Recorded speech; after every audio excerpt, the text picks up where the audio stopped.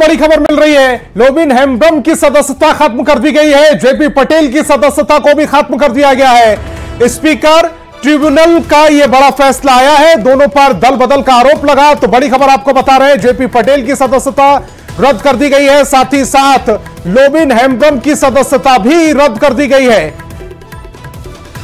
और निरंजन हमारे संवाददाता ज्यादा जानकारी के साथ फोन लाइन पर जुड़ रहे हैं। निरंजन, विधानसभा चुनाव नजदीक है, उससे पहले यह बड़ा फैसला। जी बिल्कुल सही कहा आपने। जेपी पटेल कांग्रेस के टिकट पर हजारीबाग लोकसभा से चुनाव लड़े थे।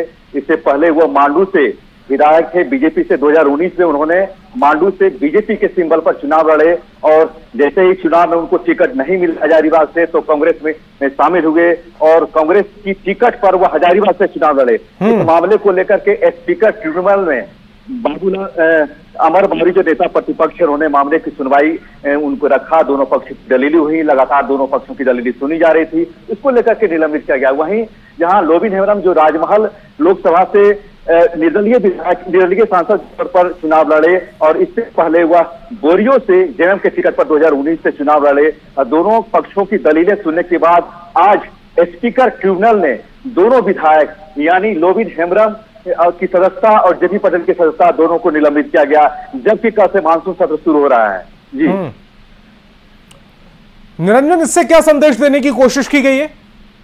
इससे साफ संदेश अगर हम बात करें तो झारखंड मुक्ति मोर्चा के से एक चमरा लिंडा है, वह भी चुनाव लड़े थे, दगा से उनको निलंबित नहीं किया गया है। लेकिन लोबिन हेम्ब्रम को निलंबित करने का ये संकेत दिया गया है। पार्टी से बगावत की है, पार्टी से बागी हो गए थे और सरकार के खिलाफ सदन के अंदर और सदन के बाहर कई बार उन्होंने मोर्चा खुला। यहां तक कि संथाल में उन्होंने रैली निकाली, कई बार प्रेस कॉन्फ्रेंस किया। कुल मिलाकर अगर हम देखें तो जिस तरह से पिछले 2 साल से लोबिन हेम्ब्रम सरकार के खिलाफ ही सदन के अंदर और सदन के बाहर ही कई मामले उठा रहे थे, उसको लेकर के सरकार पर उन्होंने निशाना साधते हुए कई मामले उठाए, जिसे लेकर के साफ तौर पर जो केंद्रीय अध्यक्ष हैं शिबू सोरेन, उन्होंने ट्रिब्यूनल जो स्पीकर ट्रिब्यूनल ने बात रखी और कहा कि इसे निलंबित किया जाए। हालांकि इस मामले का निलंबन को लेकर के लोबिन हेम्ब्रम के वकील उन्होंने कहा इस मामले को लेकर के हम हाईकोर्ट में दायर करेंगे। अब देखना यह है कि कल से मानसून सत्र हो रहा है शुरू और अल्पकालीन मानसून सत्र रखा गया है। अब कितनी इनकी दलीलें सुनी जाएगी, ये आने वाला वक्त ही बताएगा। चूंकि 2-3 महीने के बाद झारखंड विधानसभा का चुनाव होना है।